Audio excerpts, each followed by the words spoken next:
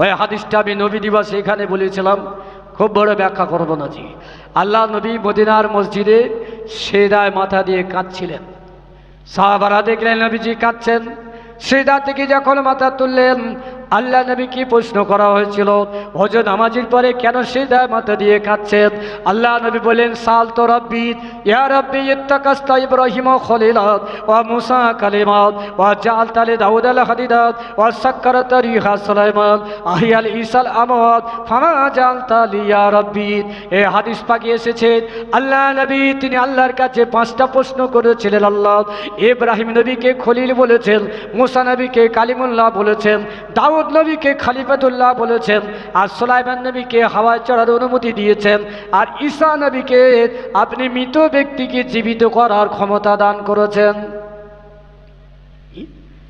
তাহলে ঈসা নবীর আল্লাহ পারমিশন দিয়েছিলেন, কবরের উপরে দাঁড়ালে তিনি কবরের ভিতরে মৃত ব্যক্তি কেমন অবস্থায় আছেন তিনি দেখতে পেতেন। আমাদের দেশে যারা কল বসায়, পাইপ ঘুরিয়ে ঘুরিয়ে 1000 ফুট নিচে পাইপ চলে যাওয়ার পরে বালি দেখে বলে পানি মিষ্টি, কিন্তু দূরবীন দিয়ে বলতে পারবেন 1000 ফুটের নিচে পানি মিষ্টি। এটা তার অভিজ্ঞতা। তো ঈসা নবীকে আল্লাহ পাক যে জ্ঞান দিয়েছিলেন, এ জ্ঞান আল্লাহর দেওয়া জ্ঞান, বাতিনি জ্ঞান।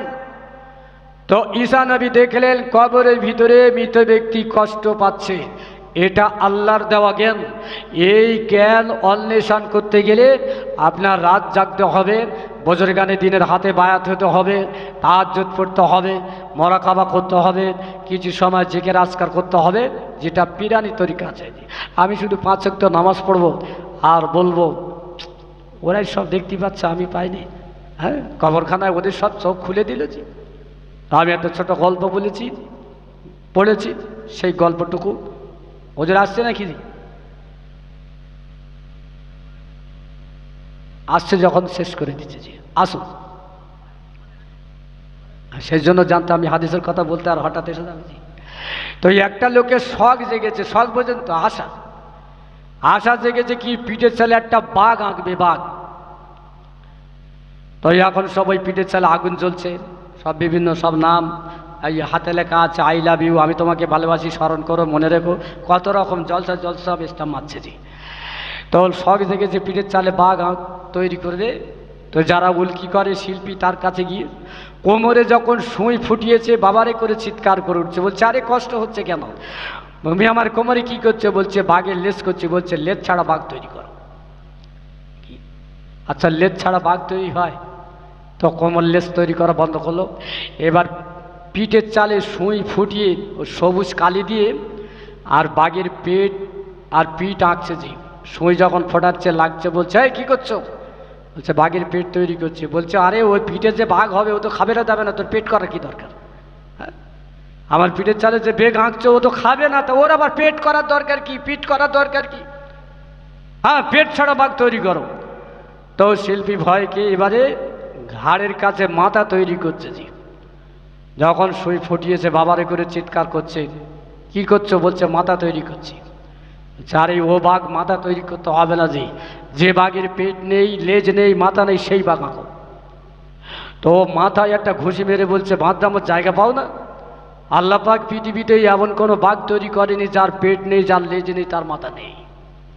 তবে যখন পেটের চালে বাঘ তৈরি করছো, সূচের গোঁচা খেতে হবে, কারেন্টের শর্ট খেতে হবে, যদি সহ্য করো তাহলে তোমার পিঠের চালে তবে বাঘ পাবে জি। তাহাজ্জুদ পড়বো না, আওয়াবিন পড়বো না, ইশরাক পড়বো না, নফল রোজা করবো না, জুম্মার দিন 2 রাকাত পড়বো, আল্লাহর ওলি হওয়া সম্ভব, বুজুর্গ হওয়া সম্ভব, সব কিছু বাদ দেব, শুধু 5 ওয়াক্ত পড়বো, আল্লাহর ওলি হবে, চোখ খুলে যাবে, কবরে দেখব, এটা কি সম্ভব? অসম্ভব। আমি হাদিসটি বলে শেষ করে দিচ্ছি। তো ঈসা আলাইহিস সালামকে আল্লাহর দেওয়া পারমিশন চোখে দেখলেন কবরবাসী কষ্ট পাচ্ছে। আল্লাহ পাক অনুমতি দিলেন, যাও তুমি যদি তার জন্য দোয়া করো, আমি তোমার দোয়ায় তার শাস্তি ক্ষমা করে দেব। তো মৃত ব্যক্তি হলো মুসা নবীর উম্মত, দোয়া করবেন কে? ঈসা নবী। তাহলে উত্তর পাড়ার জলসায় দক্ষিণ পাড়ার লোক উপকার পাবে, উত্তর পাড়ার জলসায় উত্তর পাড়ার লোক উপকার পাবে, শুধু এক পাড়ায় সীমাবদ্ধ না। ঈসা আলাইহিস সালাম কি করলেন? দৌড়াচ্ছেন, ওযু ছিল না। দৌড়াতে দৌড়াতে দৌড়াতে বহুদূর যাওয়ার পরে ওযু করে তিনি এসে কবরের কাছে মুরাকাবা করলেন, দেখতে পেলেন দোয়া করার আগে কবরের শাস্তিটা ক্ষমা হয়েছে। সেজদায় পড়ে গিয়ে বলেন, আল্লাহ কিসের জন্য এই শাস্তিটা ক্ষমা হয়ে গেল? আল্লাহ পাক বলে, ও মুসা, লোকটি হলো মুসা, ও ঈসা লোকটি হলো মুসার উম্মত। দুনিয়ার বুকে মারা যাওয়ার আগে অসুস্থ হয়েছিল, বিছানায় পড়েছিল, কষ্ট পাচ্ছিল, বলে ফেলেছিল, বিবি তোমার গর্ভে যদি বাচ্চা হয়, সন্তান হয়, ওকে তৌরাতের আলেম বানিয়ে দেবে। এই কথা বলে ওই লোকটি মারা গেল। গুনার কারণে আজকে কবরে কষ্ট পায়। ও গো ঈসা, আমি তার বিবির গর্ভের বাচ্চা সন্তান দিলাম। বিবি আস্তে আস্তে লালন পালন করে বড় করে আজকে তৌরাতের আলেমের কাছে পাঠিয়েছে তৌরাত শিক্ষার জন্য। ওই বাচ্চাটি তৌরাত আলেমেরা ওযু করালো, ওযু করার পরে বলতে থাকলো, পড়ো বিসমিল্লাহির রহমানির রহিম। ওই বাচ্চাটা বিসমিল্লাহির রহমানির রহিম পড়লো। যে বাচ্চা ইতিম বাচ্চা, যে বাচ্চা অনাথ বাচ্চা, যে বাচ্চা বাপ হারা বাচ্চা, আমাকে রহমান বলে ডাকে, আমাকে রহিম বলে ডাকে, আমাকে করুণাময় বলে ডাকে, আমাকে ক্ষমাকারী বলে ডাকে, আমাকে আল্লাহ বলে ডাকে। আমি আল্লাহ নিষ্ঠুর হতে পারি না, আমি পাষাণ হতে পারি না, আমি নির্দয় হতে পারি না। ঈসা, তোমার দোয়া করার আগে আমি ওই বাচ্চার বিসমিল্লাহটা কবুল করে নিয়ে তোমার কবরের পাশে আসার আগে আমি আল্লাহ তাআলা ওই ব্যক্তির কিয়ামত পর্যন্ত শাস্তিটা ক্ষমা করে দিয়েছে। বাচ্চাটি কি পড়েছিলেন? বিসমিল্লাহির রহমানির রহিম। কোরআন শরীফ যখনই পড়বেন খুলবেন বিসমিল্লাহ পড়তে হবে। কোরআন শরীফে সূরা তওবার আগে বিসমিল্লাহ নেই, আবার 19 পারা বিসমিল্লাহ আছে। যাই হোক, আমি যেটা বলতে চাইলাম, ওই বাচ্চা ছেলের বিসমিল্লাহর বিনিময়ে আল্লাহ যদি তার আব্বার কবরের শাস্তি দান করেন, শাস্তিটা মুকুব করেন, তার কবরের শাস্তি থেকে যদি রেহাই দেন, বিসমিল্লাহ কোথায় পাবেন? বর্ণ পরিচয় পাবেন, কিশলয় পাবেন, স্টক অফ ওয়ার্ড বুকে পাবেন, গীতায় পাবেন, রামায়ণে পাবেন, মহাভারতে পাবেন, না আল্লাহ পাকের কালাম মাজিদ কোরআনে পাবেন? কোথায় পাবেন জি? তাহলে বিসমিল্লাহ পড়লে যদি ক্ষমা হয়, আর কোরআন শরীফ পড়লে গোনা হবে? হ্যাঁ, তাহলে বক্তারা বলছে কোরআন জ্যান্ত লোকের জন্য, কোরআন মরা লোকের জন্য না। এই আহলে হাদিস, এই জামাত ইসলামী, এই আপনার ওই গায়ের মোখাল্লাদ, এই সমস্ত আলেমদের বক্তৃতা ক্যাসেট আপনারা শুনবেন না। তাদের সুদ দেখে, তাদের ভুঁড়ি দেখে, তাদের বক্তৃতার পদ্ধতি দেখে আপনারা দাওয়াত করে আনবেন না। আমরা ফুরফুরের সিলসিলার মানুষ, ফুরফুরা আদর্শ, ফুরফুরা আকিদা আমাদের জন্য নাজাতের পথ। আল্লাহ আমাদের সকলদের তৌফিক দান করেন। সবাই বলুন আল্লাহুম্মা আমিন। একটু দাঁড়িয়ে যান, সালাম পাঠ করব। হুজুর কেবলা আসবেন, দাঁড়িয়ে।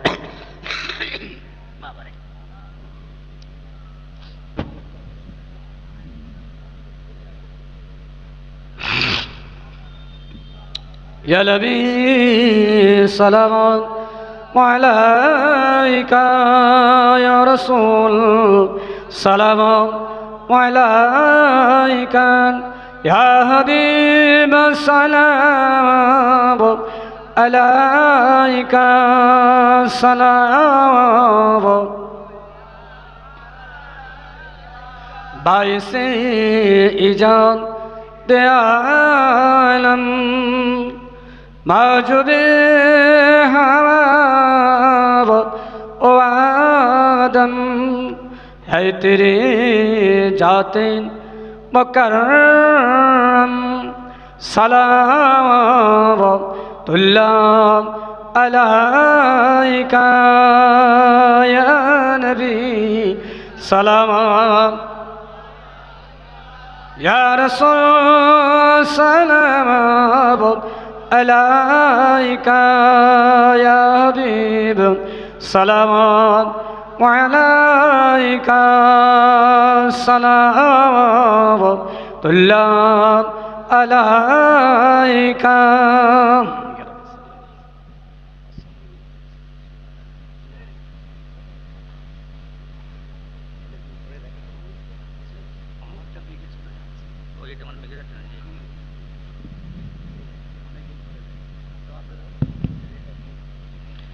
আসসালামু আলাইকুম ওয়া রাহমাতুল্লাহি ওয়া বারাকাতুহু।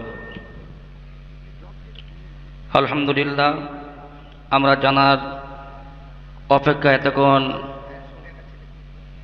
আছি, তাকিয়েছিলাম, সেই আওলাদে মুজাদ্দিদুজ্জামান হুজুর কেবলা এসেছেন। তিনি অল্প সময়ের মধ্যে আখিরি দোয়া করবেন। আমি সকলের কাছে আবেদন রাখছি, এখনো পর্যন্ত অনেক ভাই ও বাবাজি আসেননি। আমি তো কম বেশি সবার মুখ চিনি তো নাকি, আমার নামাজিরা, আমার মুসল্লিরা, আমার মহল্লার মানুষের আমি তো মুখ চিনি, কম বেশি সবার তো জানি নাকি। তা ওষুধ কিন্তু হবে এক সময়, কারা আসেনি বা কারা এসেছে আমি তো দেখে নিচ্ছি, ধরবো ইনশাল্লাহ। আসলে এই মাঠে জায়গা দেওয়া যাবে না। হুজুর কেবলা এসেছেন, আখিরি দোয়া করবেন। আমি সকলের কাছে আবেদন করছি, আপনারা প্রত্যেকে চলে আসুন। দরবারে ফুরফুরা শরীফের দোয়া আমাদের প্রত্যেকের দরকার, আমরা প্রত্যেকে চাই। সেই দিকে লক্ষ্য রেখে প্রত্যেকে চলে আসুন। এবার তাকবীর দেন তো, নারায়ে তাকবীর, নারায়ে তাকবীর। আওলাদে মুজাদ্দিদুজ্জামান, আওলাদে মুজাদ্দিদুজ্জামান, সিলসিলায়ে হক ফুরফুরা শরীফ, মুফতি সাহেব হুজুর, মুফতি সাহেব হুজুর, নারায়ে তাকবীর, নারায়ে তাকবীর। দরুদ শরীফ। আল্লাহুম্মা সাল্লি আলা সাইয়্যিদিনা